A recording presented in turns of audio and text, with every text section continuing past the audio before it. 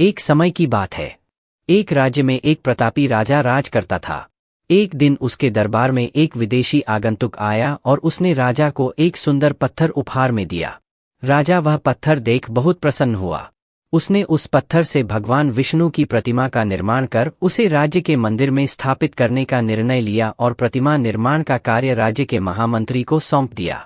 महामंत्री गांव के सर्वश्रेष्ठ मूर्तिकार के पास गया और उसे वह पत्थर देते हुए बोला, महाराज मंदिर में भगवान विष्णु की प्रतिमा स्थापित करना चाहते हैं। 7 दिवस के भीतर इस पत्थर से भगवान विष्णु की प्रतिमा तैयार कर राजमहल पहुंचा देना। इसके लिए तुम्हें 50 स्वर्ण मुद्राएं दी जाएंगी। 50 स्वर्ण मुद्राओं की बात सुनकर मूर्तिकार खुश हो गया और महामंत्री के जाने के उपरांत प्रतिमा का निर्माण कार्य प्रारंभ करने के उद्देश्य से अपने औजार निकाल लिए।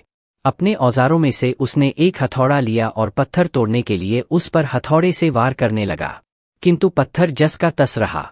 मूर्तिकार ने हथौड़े के कई वार पत्थर पर किए, किंतु पत्थर नहीं टूटा।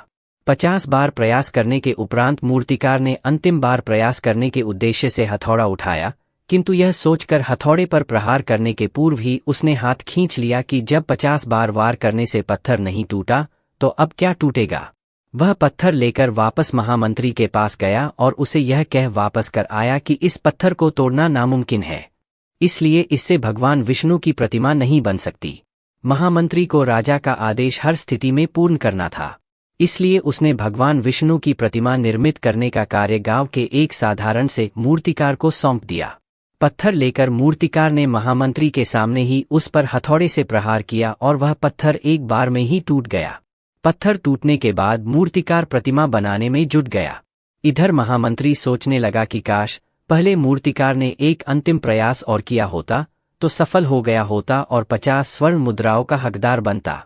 सीख मित्रों, हम भी अपने जीवन में ऐसी परिस्थितियों से दो चार होते रहते हैं।